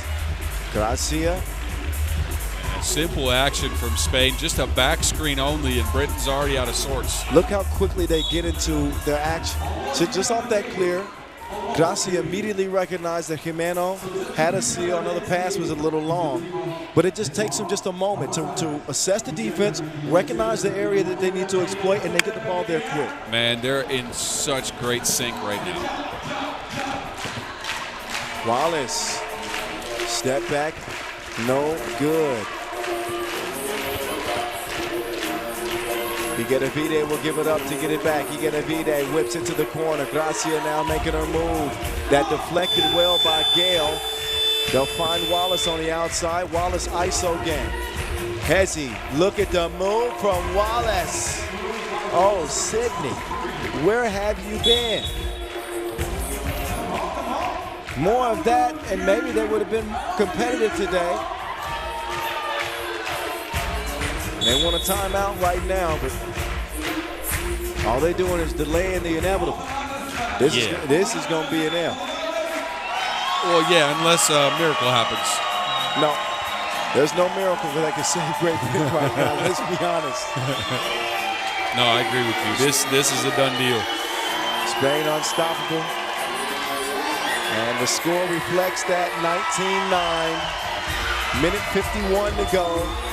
Iguodavide is absolutely cooking. And Spain are in sync, in rhythm.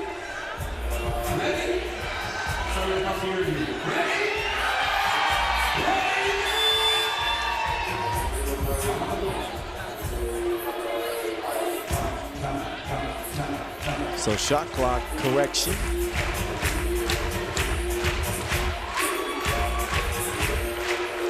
They're going to decide that Spain have 7 seconds to shoot.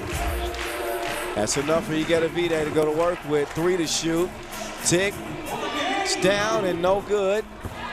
Higuera-Vide decides better of it. She's taking the scenic route. Attempts a wild shot.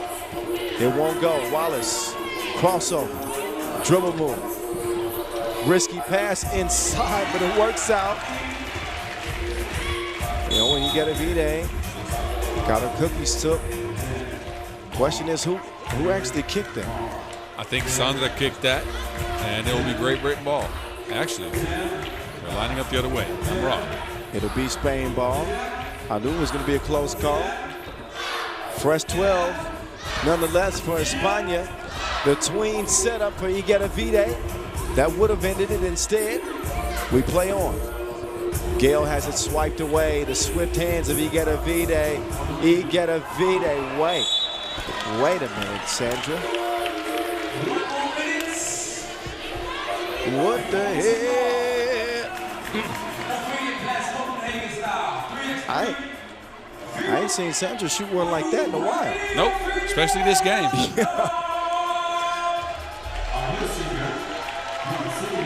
Wallace with the 4 seed. And Great Britain cannot save it. They cannot save themselves. 1 minute to play.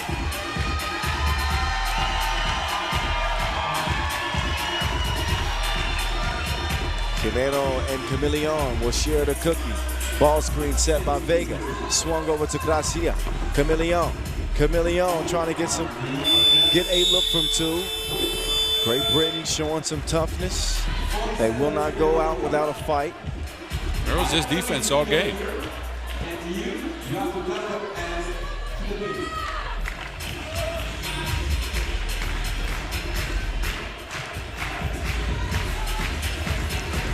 Gale takes the handoff. 2 ball. No. Big rebound from Camilleon. They got Sandra back in there. Higuera-Vide with 3 to shoot. Blue foul. That's number 7 on Great Britain. So this game could end at the free throw line if Vega's able to connect on both.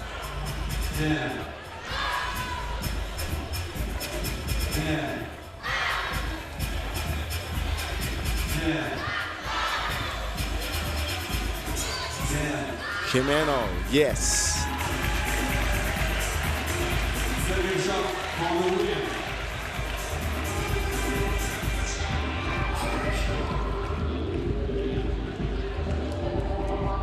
Oh, Quimeno, no good at the free throw line to close it. Looks like we're going to play the final 30 seconds after all. Gale to the crib. And then Spain throwing away. Just took their foot off the gas a little bit in the last minute or so. Last couple of minutes. Yeah. Figured they'd ride this one out to an easy win, and now they're missing some shots, and they're getting stopped on defense. They're turning the ball over.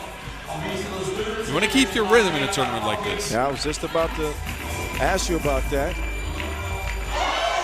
Wallace, that will go down. But too little, too late for Great Britain with 9.7 seconds left.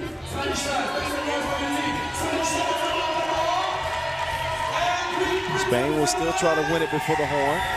So look for them to get a shot up. They won't salt away the clock. Higuera-Vide drops it off, and just in the nick of time, Spain ended just before the final horn. 21-13 over Great Britain. A game that was never really a contest. It was all Spain from start to finish.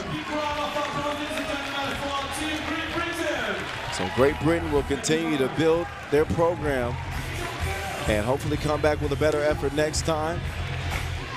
With Martin Dylon and company helping lead the way. Expect to see him again. So we'll certainly see Spain again. As they start off 1-0 in the group, they got a date with Hungary for the 1 seed later on today. That's that for that one. Easy breezy for España.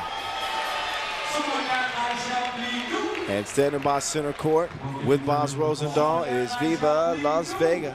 Vega Jimeno, that is. Let's get it over to the big fella. Over to you, Mountain. Vega, first of all, congratulations. A huge win to start your campaign out here in Copenhagen. And I got to ask, Sandra was on fire to start this game. I don't think I've seen her shoot that well all year. What did you give her? Some Danish food? I mean, she's always on fire, so ask her. It's her secret, and I don't think she's going to share it with nobody, no? But I'm really proud of the team. It was a really important game for us because it's one step on the quarterfinals, no? Winning this game. I'm not so happy because I don't think it was a really, really good game. We were not in our level, so let's keep working for the next one. All right, so thinking about that next one, what would you now do to prepare? After this one, you said you weren't happy. What are you going to do to change things around? Focus on ourselves, go back to our rhythm, that it's higher rhythm than what we just played, and just focus on ourselves and go back to that rhythm that makes us a dangerous team. All right, well, good luck with that in the next coming hours, and congratulations on the win yet again. Vega Jimeno, ladies and gentlemen, future Hall of Famer. Spanish flags are flying proudly with a resounding victory to start off their 2025 campaign and title defense. Moving pictures of a blowout, frankly. Great Britain sent home. Spain with one more order of business left today. Men's action coming up next. Lithuania and Denmark. Pool D.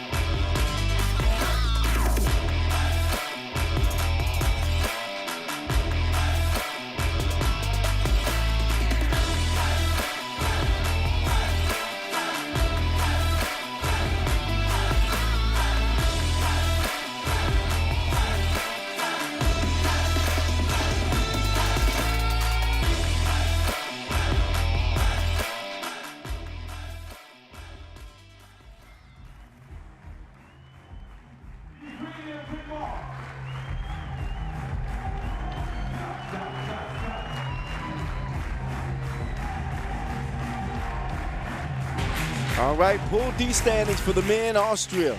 Big win for them to start things off. We won't see them until later, but right now we will see the team that they beat. That is Lithuania. Must-win situation against home-standing Denmark.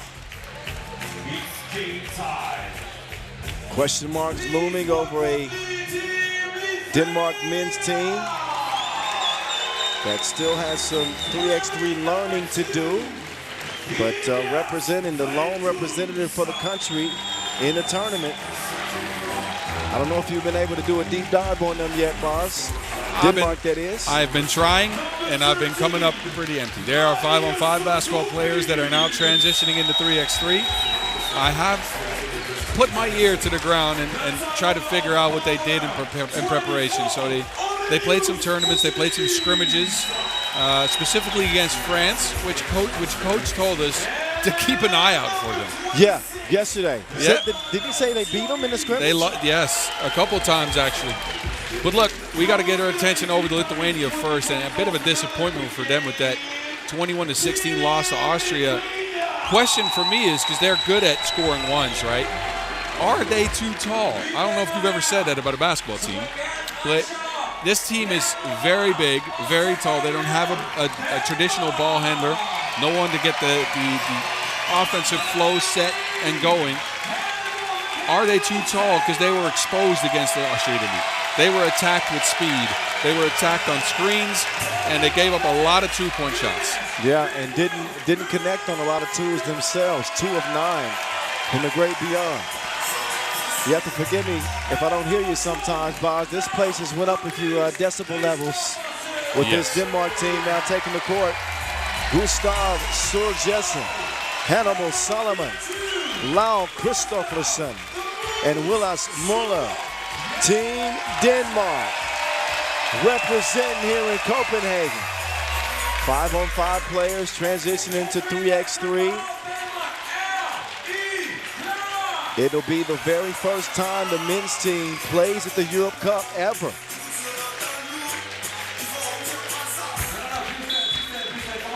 So the jury is still out on Denmark's men's team. Who will we see? What will we see? And what a way to start off your campaign. You're playing the Olympic bronze medalist Lithuania, who are looking to bounce back. Yes, a very angry Lithuanian team after that opening loss. We will see what they made of, see if they get some home cooking. I'm seeing some athleticism here in the warm-ups. Once we get into regulation, just how quick of learners is this Denmark team in transition into the game of 3x3. There's Aurelius Buchelis, who had 4 points, 3 rebounds, did not attempt a 2. Nope. And that's what I'm shocked at. I don't care that his numbers are down this year. Buchelis has got to continue to be a threat from beyond the 2-point arc. Especially in this lineup with Vaitkus, of course, able to shoot it. Ujupis usually is able to shoot it. But you always, if one of those is off the court, you need a second shooter.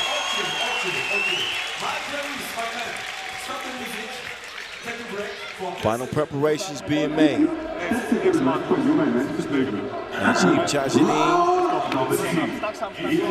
and Brigitte Chavaikos-Coutu officiating this one. I was reeling in Najib. It's an inside joke. No, never mind. I don't even know. Keep that to you. With that whistle, that means it's time to hoop. Hope that's okay with y'all. Game number 8 of 12. The Danish fans on their feet, hoping to help will this Denmark team to victory. Homestand in Denmark. Lithuania is on from Copenhagen. The voice of 3x3 in your ear. Vivaldas Jalgis inside for the opening score. Boz Rosendahl alongside as well. He's the mountain. I'm the voice. Let's get to it. Defense from Jalgis. Vivaldas to Uzi. Uzi to the crib. Wasted no time getting to the bucket as Lithuania. And they started off that last game with plenty of passion and energy. Oh, the snatch back. Get over here. Surjesen. Surgical. No, but you were right. Lithuania started out extremely with a lot of pressure early in that game against Austria. If you only watched the first 2 minutes, you thought Austria was in big, big trouble. Yeah. After that, though, not so much. But I actually like the pace. As long as, it's a fine line between, speeding the game up and playing fast and playing frantically. Yes. I think when you play frantically, that opens the door for more mistakes. So far, so good for Lithuania. As Jalgis, a 55% free throw shooter, will get a friendly bounce as that goes in. 2-point advantage for Lithuania.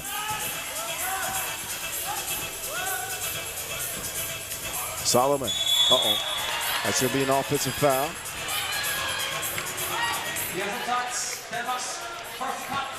That's interesting. And I'm not saying this is a flop, but these Danish guys are so new, they're going to have to get used to the tricks that the veteran teams throw at you. Yeah, they're kind of learning as they go. And on the biggest stage in 3x3 as it relates to Europe, Europe Cup 2025 coming at you for the first time ever from the outstanding city of Copenhagen. Coaching warning extended now to Lithuania.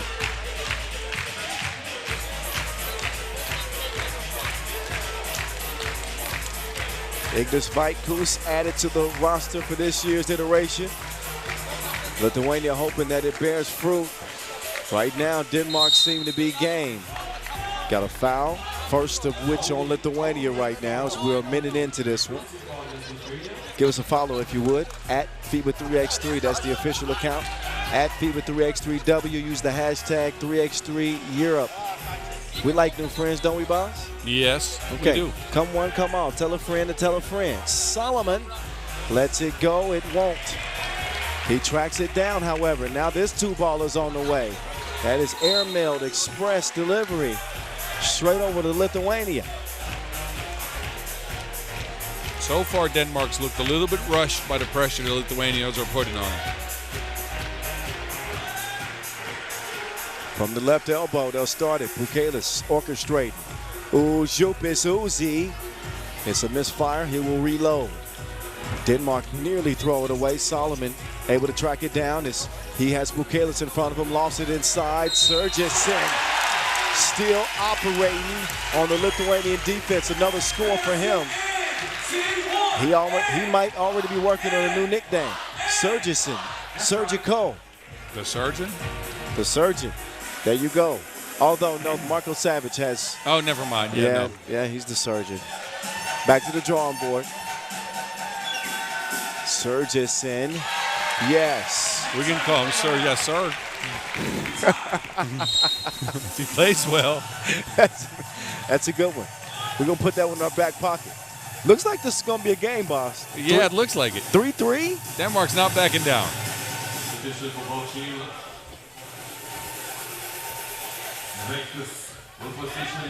They try to get a stop here. With Uzi in possession of the Wilson. Evel Knievel.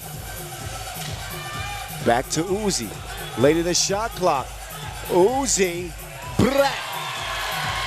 Fires from long range. Hits his mark and a 2-point advantage for Lithuania. Count that plus the foul. Denmark. Encouraging start for the home squad. Good screening action from Hannibal Solomon. Catching that ball on the move under the basket. He kept his defender behind him, too. Great body control. Solomon at the stripe trying to finish off a 2-point play that would even this game at 5 apiece, and he'll do just that, no problem.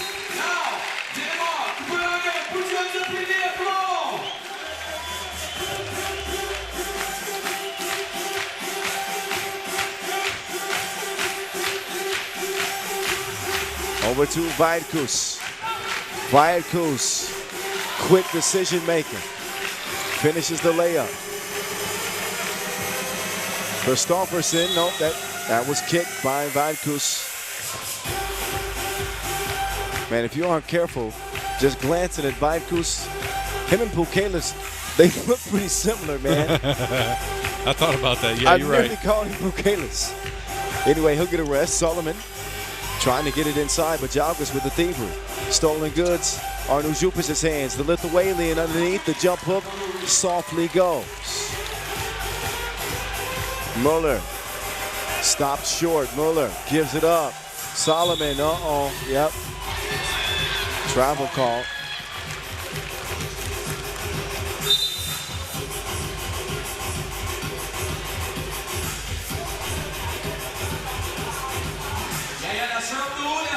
I think Christofferson getting a talking to, or Muller rather, getting a talking to from official Najib. Tell him to watch his head.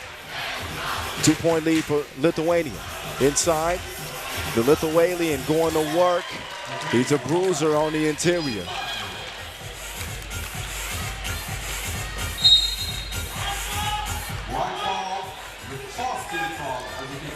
Denmark looks like they've actually found an offensive identity in 3x3, right? They're screening a lot. They're running deliberate action. It's not just a one-on-one show like we've seen from other pretty new countries in 3x3 in the past. Yes, indeed. Solomon, nope, can't connect that time. Vaidkus, man, scary on that rebound, but he's okay.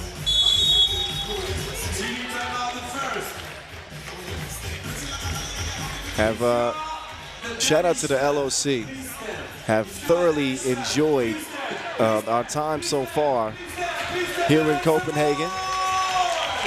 Did you know that there are more bikes than people in Copenhagen? That sounds like a place that's familiar to me. Yes. Just some fun facts about the city. At least one of them. Known as the happiest country in the world. I think that's the most famous nugget about people in Denmark.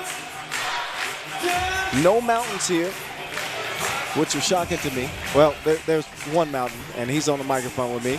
But outside of Boz, no mountains here, and no defense for Denmark to stop the layup from Weidkus. Kick to the corner, quick trigger. Stroke was broke. Track down any case for the guys in red. Up fake, wait a minute. And whistle against Lithuania. 5 fouls for Lithuania, 4 on Denmark, 6:30 to play in this Pool D fight. 2 ball on the way. Nah, bro. Nah. That's what Denmark's missing right now is an outside threat, a consistent outside score. Yeah, haven't seen it so far.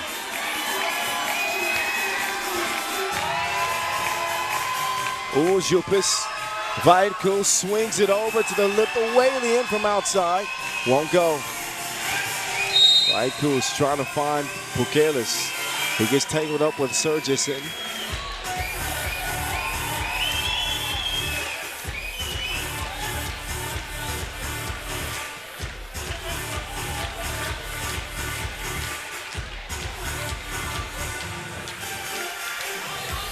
Back to it we go. That's some patience in letting that offensive play develop. And finding Weidkus on the cut. Credit Užupis with the key assist. 2 ball, all net, all wet from the corner. Wheelas Muller.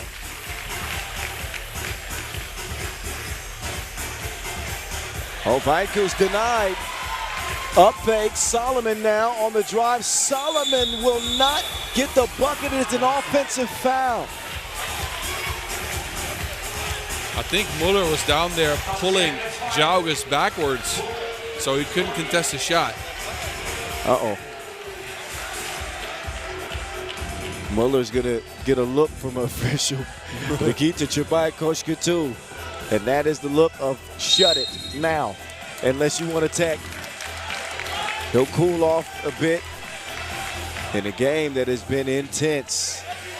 6 fouls, both teams, both at the bonus. And a 3-point lead for Lithuania. It swung over. Sergison, no. Pukelis reverses it. Jaugas has it poked away. Look at his defense right here. Christopherson is sticking to him like a spray tan, but he still can't stop. Jaugas is a professional bucket getter.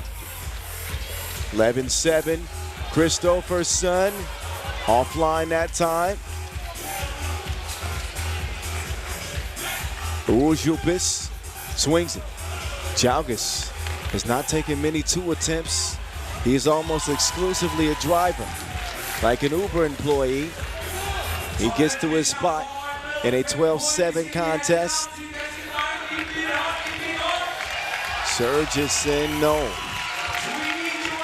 5-point lead for Lithuania. Denmark got to be careful not to let this game get away from them. Down low, Pukelis, the punisher. Solomon, rock this world. Crossover leads to the lane. Jaugas still refuses to shoot it too. And it's not a smart foul on Sergison. Jaugas doesn't want to shoot because his percentage this year has been horrendous. It's dipped by 15% on the pro circuit. He was nearly 30% last year. Yes, and he's not good this year. Wow. So he's a driver, but then Sergison out of position, fouls and puts him on a line for 2.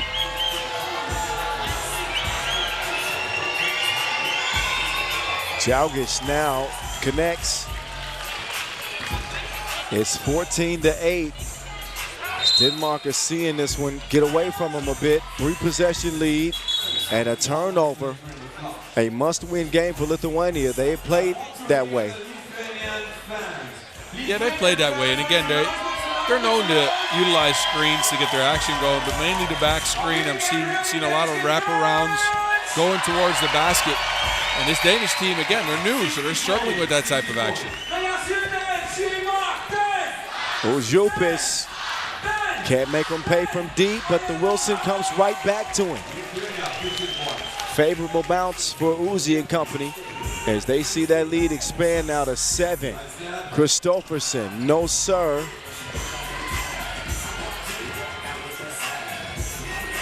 Ujupis and Pukelis running out of time. Viadkus, nope. Pukelis, yes. Activity off the ball. Always on the move, perpetual movement.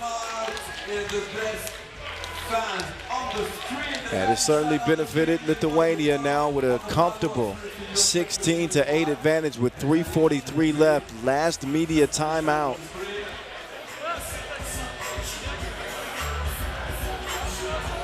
And the crowd is starting to scratch their heads. Still with a look of belief in their eyes, but it is dwindling. They need a reason to keep hope alive. Yeah, what they need is a bunch of two-pointers to go down, and those have not connected at all except for that one that Christopherson hit from the corner. It is Christopherson that does the honors of starting the possession this time. Solomon. Nah, bruh. Viadkus, all net, all wet. Lithuania now putting it on them. They brought the belt to this one. Giving Denmark a lesson on how to play the game of 3x3. The effort for Denmark has been there. I think we got work for a Vikings nickname. I got a little something. What you got? You want to hear it? Yeah. I think we should call him the fire starter because he can ignite the place. The fire starter. That's pretty good too. Let's ask him about it after the game. All right. That'll work. 18-9 Viadkus. Ooh, a little hitch in this get up. All right. So now it's become clinical. Lithuania just putting on the display now.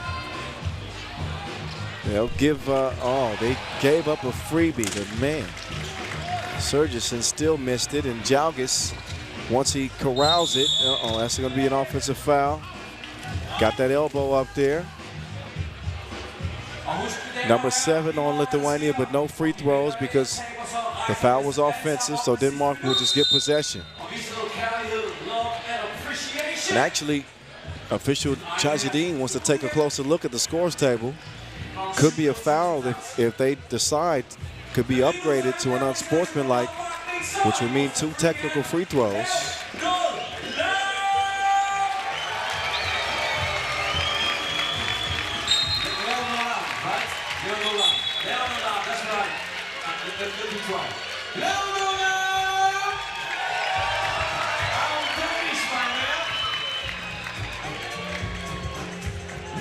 Test, 19-9. Denmark need a barrage of twos. The margin for error is slimmer than shady.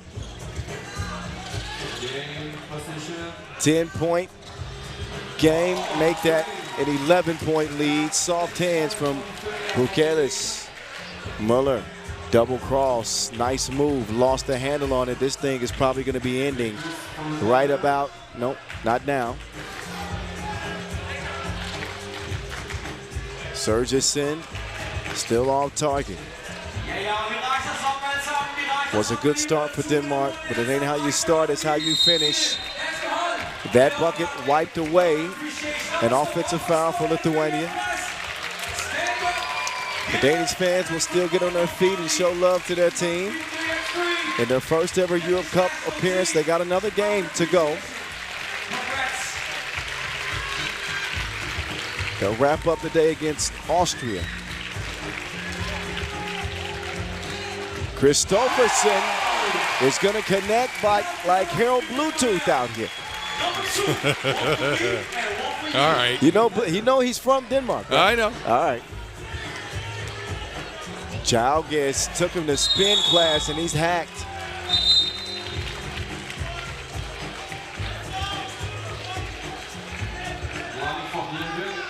One free throw to go for Evel Knievel.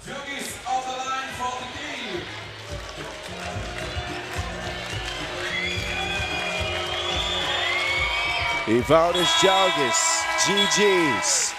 That's it, that's all. Lithuania pick up a crucial win that keeps their quarterfinal hopes very much alive, with Denmark still set to have to meet up with defending champion Austria to close the day. So Lithuania, for now, their body of work is done.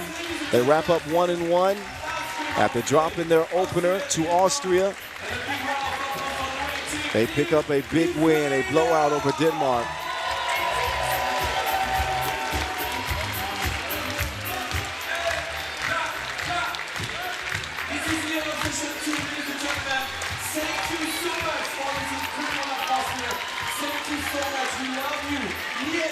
So that's that for that one.